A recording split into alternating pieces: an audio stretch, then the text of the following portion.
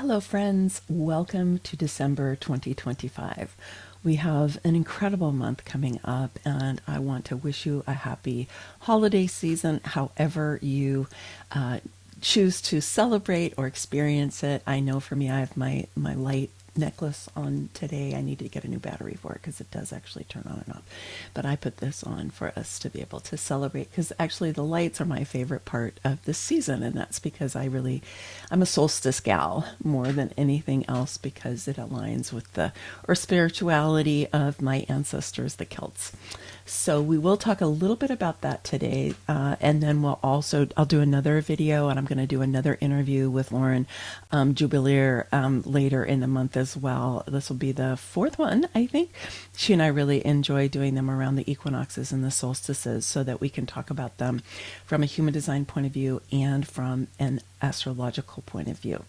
And truly, what's going on right now is so much in the realm of astrology, which is why I've been bringing more and more astrology into the transit reports for human design, and we're going to dig into that today, because really the big story has more to do with the outer planets than it does, and then also the moons, because we have a super moon coming up on December 4th in just a few days, and then we'll have a new moon in Sagittarius coming up later in the month, and then we'll have the winter solstice. So it's a big month energetically in many different ways. Those of you who might have been following what's going on with 3i Atlas, which is an interstellar object that is coming through our solar system, around which there is a tremendous amount of speculation and prediction. People are channeling the energy of this object. It's really quite interesting. So if you've been tuning into that, that's going to come to a crescendo this month when it comes the closest that it will to Earth on December 19th. So there's a lot going on, and that's a special thing. And there's many ideas about what it's a harbinger of, the evolution of our world, and moving into more and more into new Earth energy. So it's really exciting from that point of view. Okay, so let's go ahead and dive into our December Human Design Transit Report.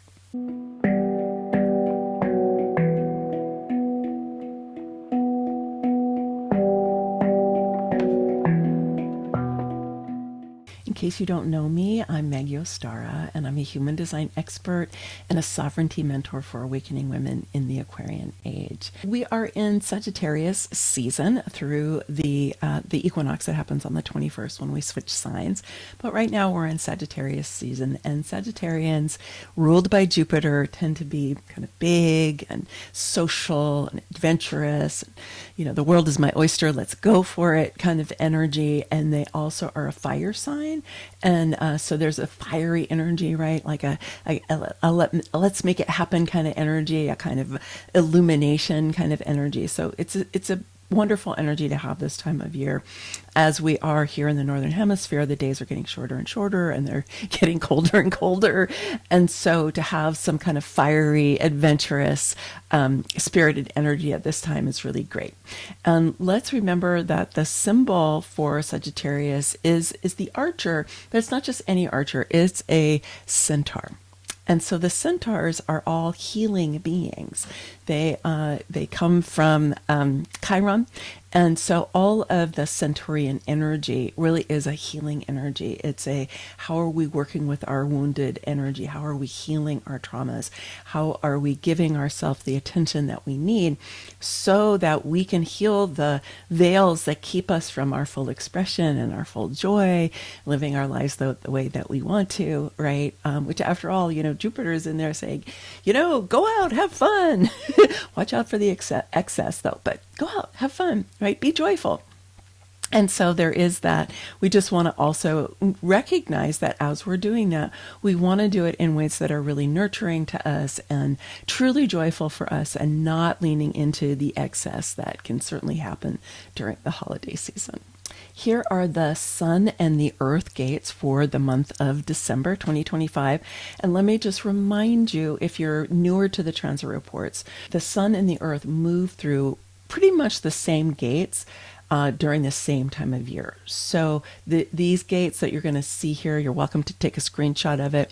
Go ahead and put these dates in your calendar and the gates and see if there is an electromagnetic that you have with any of these gates. Just remember, an electromagnetic is when, let's say the sun, for example, right now is in the gate 9, okay, and its mate is the gate 52. So if you have the gate 52 already defined in your chart, and here comes the 9, that's going to create a complete channel for you, and it could bring about new definition. Like if you're undefined in your sacral or undefined in your root, having that channel defined will bring definition into one or both of those centers.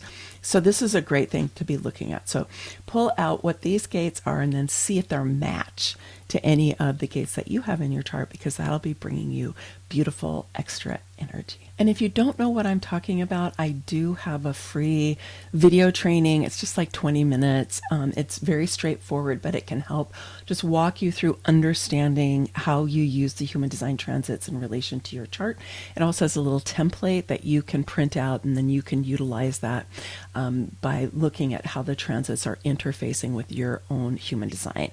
So the link for that will be below, and like I said, it's just called Understanding Human Design Transits, and it's my gift to you so that you can understand what I'm talking about more during these transit reports. On December 4th, we have a third of 3 super moons that happened this year. So this is our third one, and it's a super moon in Gemini in the gate 35.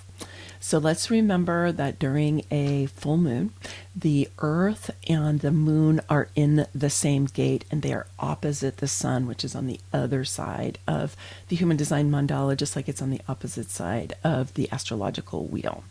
And so here we've got both the Earth and the moon lighting up the gate 35. Now let's just make a mention about Gemini, because Gemini is like, it's, mercurial, ruled by Mercury, a change maker, kind of magical, kind of a magician, kind of a shapeshifter. I'm one time I'm this way, one time I'm that way, and then I'm another, and then I'm this, and then I think multiple ways, right? Very kind of multidimensional Gemini is. So the gate 35 is here on the throat center. It's right over here on the left-hand side. It's in the sensing circuit. So it's right-brained energy. It's creative. It's expansive. It's embodied. It's experiential. It's not at all logical or rational or strategic or anything like that. It's very right-brained energy. And so the 35 is known as change in traditional human design or experience in quantum human design. This is, like I said, it's on the throat center. So it's one of the places where the sensing circuit expresses itself through the throat. The other place is on the 33 here. But here we've got this energy coming out of the sensing circuit.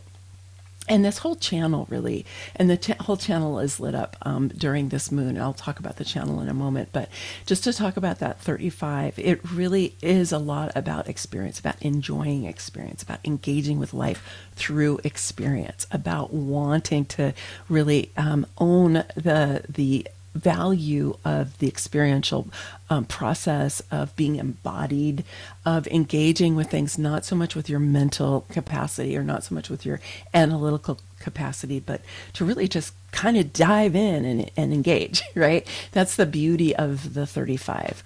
The disempowered expression of the 35 is kind of to be jaded about experience, right? It's kind of like, I did that. I've done that. That's old news. Why would you be interested in that? Like it's that kind of jaded, kind of, I'm over it. Nothing is interesting anymore. Its gate mate, the 36, is similar. It's a little bit different because it's more of a emotional energy, but this one is just a little bit like, so it's that feeling of, there's nothing new for me to experience.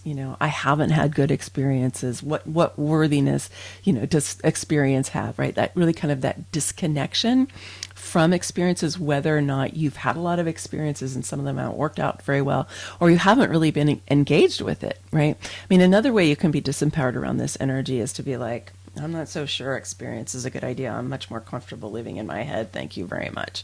So you want to watch out for that one too. But really, it's an invitation for you to step into how can I enjoy life's experiences more. And a lot of this really has to do with embodiment, because if you're not in your body, you're not really experiencing, you're thinking about something, right? If you think about that, when we get really mentally focused, we're not really experiencing things so much, we're kind of thinking about them, right? So in order to experience, you need to come into your body, and one of the best ways you can do that is really through sensory experience. I just finished a professional level training program in neurosomatic intelligence, which I'll be telling you more about as time goes on. But one of the really kind of foundational things that I learned from that is that when we engage with sensual experience, you can just do this with me if you're driving, but otherwise just try feeling your hands, feeling your arms, just taking a moment and noticing. You can even close your eyes if it's safe for you to do so, if it feels okay to you, and be like, oh, these are my hands, right? This is my body, right? Take a moment to do that, right? And really feel, not just like, oh yeah, I'm just washing my hands or I'm just putting lotion on me, but actually really feel. Because when you can turn on your sensing ability, right, it makes experience really different. It brings it alive. We have so much sensory ability that we've really dumbed down. We've kind of suppressed it because it might have felt unsafe or threatening at a certain time of our lives. Whether that was being exposed to loud noises or to touch that didn't feel safe. Lots of reasons why we might have shut down some of our sensory. But really, our lives become more joyful and more expansive, more delightful when we are more sensory aware. So one of the things you might want to just play around with yourself is more sensuality with this moon, because that will make experience more enjoyable, and it'll help you to have experience in an embodied way rather than something that is more just mental. So yes, the Earth and the Moon, right, are in the gate 35, at that time of the full moon. But also the Earth is going to be in the gate 35 for between December 3rd and December 8th. So during that time, we're going to have this full channel that is lit up that goes from the emotional solar plexus up into the throat, because we've got Saturn in the gate 36. So Saturn has retrograded back into the gate 36, is in Pisces, has turned around and is now going forward, but is still in Pisces and is in the gate 36. It's going to be there for a while before it makes its way back into the gate 25 and into Aries. But right now it's in the gate 36. And so now that the Earth has moved in, we've got this gate lit up here on the throat, so we've got the complete channel. Now the 36 is on the emotional solar plexus. Saturn has spent a lot of time in that gate 36, was there before it moved into the 25, so it was there for a couple of years, and a lot of us were really feeling like the intensity of that gate 36, because in traditional human design it's known as crisis, right? So it's kind of like a crisis gate. It's been renamed exploration in quantum human design. You can think of this as kind of the positive aspect of it is wanting to explore more. So if the 35 is experience, the 36 is like, let's go and explore. But it can also get jaded with like, I don't know, there isn't anything else to explore. I mean, this is, if you think about how people are, it's kind of a weird analogy, but go with me for a second. If you think about people are about what they want to watch next on Netflix, okay, or Amazon Prime, or whatever it is, Hulu, or whatever their preferred streaming service is. And they're sitting there, they get to the end of the thing, and they're like, oh, I don't know if there's anything else to watch. What else am I going to do? What else is there to explore? Right? This is all it's kind of pseudo experience, what we get through watching TV or movies or whatever. I mean, and, some TV is good, some movies are good. I'm not saying all of it's, negative, but it's kind of pseudo experience because you're living it through somebody else's creation. You're not actually in the experience, right? And so, how you or people around you sometimes can get jaded about, oh, there's nothing else to really entertain me, right? So you want to watch out for that. And this is an invitation to kind of break out of that and maybe get away from your computer and get away from your TV and actually really experience something, actually maybe explore something. Now, because it's emotional energy, that gate 36, it can also have some resistance in it. It can be like, I don't know if I really want to go and try new things, because that's what exploring is all about. It's trying new things, right? But just let's remember, our brains are not really so keen on trying so many new things, especially if we're under resourced, because trying new things actually takes a lot of energy. And so your brain and your nervous system might be like, I don't know if we have a lot of energy for trying a lot of new things. Watch out for that for yourself, right? And then just go make sure that you get resourced so that you can actually explore and engage on another level, right? And not be one of those people who is sitting there, complaining about how there isn't anything new to watch on their TV. But we really need that energy of exploration and experience, particularly during this month, because there is so much that is happening astrologically. There's so much that's happening with 3i Atlas. There's so much that's happening with the plasma ejections that are coming out of the sun, that are creating so many solar storms and so much seismic activity here on our beautiful planet, right? There's so much that's going on. And so for us to actually be more in our bodies and to experience it more and to be open to what might want to be coming through, which is new, that we haven't experienced before, but we have to be open to the exploration in order to tap into it. And if we're a little shut down around trying new things or experiencing new things or exploring new things, we might miss it. We might miss some of the good stuff that's coming in this month.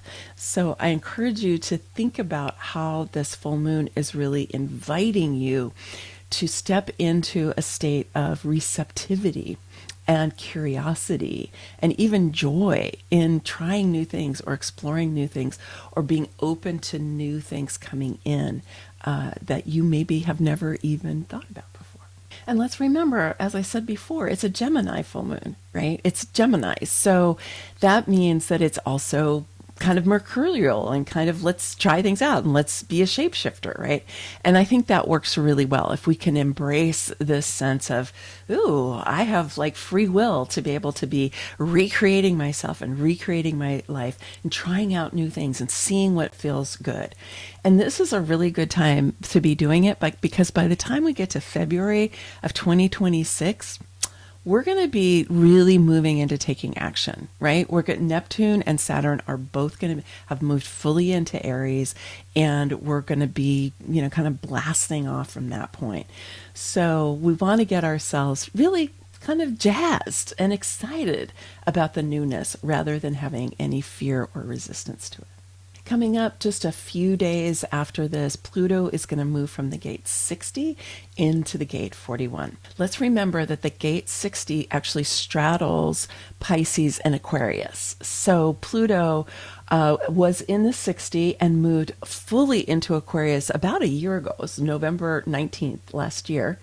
And has been fully in Aquarius, but did go retrograde for a period. It's now going forward, but did go retrograde for a period and went back into the gate 60. So this was one of the moments of, revisiting what it is that we are wanting to let go of that's been mutated. What do we want to bring forward that's mutative, right? That's what the 60 does. It discerns what of the new mutations, the new changes, the new things that are possible that have come in through that knowing circuit, because the 60 is in the knowing circuit, that we're going to want to carry forward with us, right, into the new era. And the gate 41 is imagination. It's called fantasy in traditional human design and imagination in quantum human design.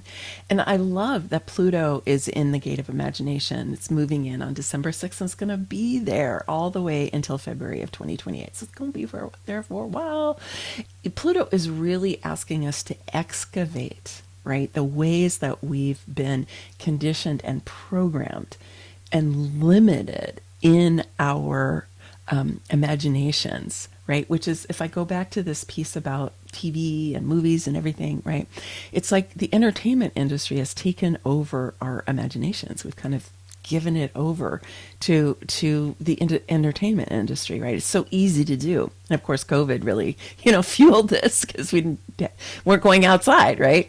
But it could still be going, right, for some of us. So this is an opportunity to really reclaim our imaginative abilities, right? Go pick up a paintbrush, pick up a pen and write some poems, right? Get involved with your cooking, or depending on where you are, with your gardening, or whatever it might be. Like, foster your imagination, right? Take off the need to produce something, to make something, right? And just be like, wow, what can I step into? How can I expand with this? And that is a really different energy, right, than us sorting through things. Because at this point, we'll be like, okay, we sorted through. Now we've got this new energy that we're going to bring forward. And now we're going to use our imaginations to really lean into that and be like, okay, what is here? What is juicy that we can work with? It's really exciting, right? And Pluto, of course, is the god of the underworld. And so we may be burning down some of our old things that we've created with our imaginations. I know as I'm moving into this new era, I have literally boxes of journals that I have written over the course of my life, right? And I think this year it's going to happen. I'm going to burn them. I'm going to let go some of my creative projects, and it's fine, right? I did them. I got the experience from them, right? I got the joy. I got the insight. I got the camaraderie that I have with writing to myself in my journal. Whatever it is, I got that, and I can let it go now. Because Pluto is kind of like that. What do you need to burn down in order that you can recreate yourself? Remember, it's Phoenix energy. So that's something you might want to take with you into your contemplation this month. And then our dear Neptune is still in the gate 25, has been in the gate 25, but I'm just going to say no. Okay. So Neptune, unlike Saturn, is not going to retrograde back all the way into the gate 36. But Neptune stayed in the gate 25 even when it was retrograde, and is turning around and going direct on December 10th. So one of the things that means is that when a planet is going to turn around and go direct, it stations for a little bit. So it means the planet's slowing down, and it's the different themes that are associated with it get stronger, right? And then it stations, and then it turns around and goes direct. So that's what's happening with Neptune. Like right now at the beginning of the month, it's slowing down right to that point where it's going to turn around and move forward again. It's still in the gate 25. And so the gate 25 is the love of spirit, or simply spirit. If you've been following my transit reports for a while, I've been talking about Neptune for a long time. And the thing about Neptune, let's remember, is our spiritual theme in human design. Divine love energy, right? Just really huge heart energy, and definitely a support for us around our spiritual growth. And now Neptune being in this gate 25 has been like, how are you doing with your love of spirit? Are you connected? Are you aligned? Are you giving yourself the gift of time on your own to come into stillness and to come into quiet so that you can actually receive what it is that wants to come to you from your divine self or your inner being, right? What is the guidance that wants to come through? And this is getting stronger and stronger right now. While Neptune is slowing down, it's going to turn around and go direct. So again, this is a really good time, just again, to revisit your own spiritual practice. See if you are on track with that, and if you're not, go ahead and get started again. It's never too late to start again. Then this is a sneak peek of what's coming up later in the month, is that we have the Capricorn Solstice, or the December solstice, which is the winter solstice here in the northern hemisphere, and the summer solstice in the southern hemisphere, and it's happening on December 21st, and this is when the sun moves into Capricorn. And it's really a beautiful time because it's when the G center is really lit up, and we're going to have the sun in the gate 10, which is the gate of self-love, and it's resting on the earth in the gate 15, which is the love of humanity or compassion. And then, as I was just saying a moment moment ago, we've got Neptune also in the G center in the gate 25. Okay, so we've got all of these different energies that are lit up in the G center. So it's a beautiful moment, really, of stepping into this heart energy, this love energy. And I love that we begin the new cycle really by stepping into what, in human design would be considered the vessel of love, right? So prepare yourself for this beautiful alignment where we're going to be healing the ways that we have learned and been taught to criticize ourselves, to judge ourselves, to beat up on ourselves, right? And I know I've been excavating, layers and layers of self-judgment, ways that I doubt myself, that I beat up on myself, that I think I'm a failure. I mean, just so many things that I think are not just from this life and are not just from this moment. I think this is really deep programming that so many of us are healing from. So just notice if that comes up for you, to just be soothing, be compassionate, and love yourself through it, because you're leaving that energy, you're releasing that energy. It's old news, right? We don't need that energy anymore. And when you can ground yourself into some love for humanity and have compassion for what we've all been going through, right? In the age of empire, we were pitted against each other, right? And when we thought we had to prove ourselves, we had to earn our worthiness, right? We had to earn our deservingness. None of that is true. We are light beings having a human experience.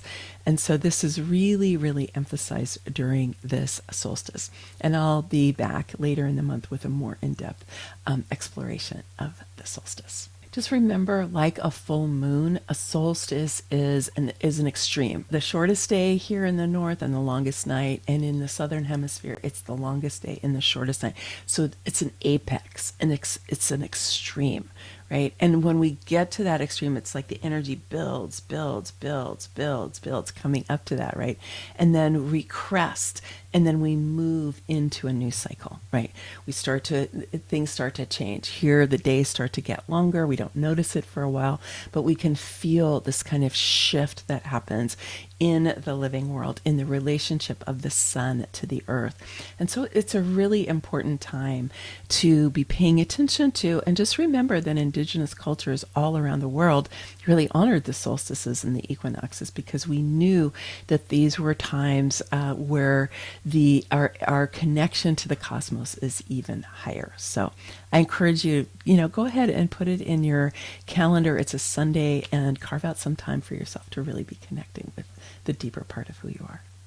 And then the last thing I want to mention here, which again I'll talk about again later in the month, is that the nodes of the moon are going to be shifting in the human design system on the 23rd. The south node is going to move from the 64 to the 40, and the north node is going to move from the 63 to the 37. So we're going to move into that complete channel of the 4037, which is more tribal energy. The 63 and the 64 are the beginnings of the sensing circuit and the logic circuit. So those are really highlighting collective circuitry, and then we're going to shift into more tribal circuitry. And let's remember the nodes, where the nodes are kind of like the background energy, right? It's kind of like this drum beat that we've got. And so it is a shift that we'll be feeling, going from that collective energy into tribal energy. And then they're going to be there all the way in through May. They've just had a little short visit to the 63, 64. They've only been there about 6 weeks. So we're going to have, though, another 6 months here with them in the 4037. So that's something that you'll want to pay attention to. Check to see if it is in your chart. It connects the will center to the emotional solar plexus. See if you have that lit up. And if not, and if you have an open will, or you have an open emotional solar plexus like I do, I'll get both of those two centers defined as well as that channel during this time when the nodes are there. So it could be a really big change for you as well. So this is a beautiful month for you to be, giving yourself some of your own energy, some of your own attention, to be expanding your sensuality, your ability to really feel the joy of living. I know when things are kind of crazy in the outer world, it can feel, selfish or something to experience that joy, and yet it is one of the most important things for us to be doing right now. So I encourage you to do that, and to find a way for you to be engaging with your life in creative ways that are not so mental, not so device driven, to reclaim your own imagination, your own creativity. I know that I love to do kind of collaging this time of year. It helps me pull together what has happened so far this year, helps me start set intentions for the coming new year. So give yourself the gift of just some time. You could journal about it, just to know what it is that has happened for you this year, and what is it that you really want to be experiencing moving forward. And I just want to wish you happy holy days, however you experience them. And I hope that you find a way to make it really meaningful for you. With that Neptune in that gate 25, you'll have all the extra energy that you need, energetic support, to really make a spiritual life real for you during this time. All right, many blessings, much love. Bye for now.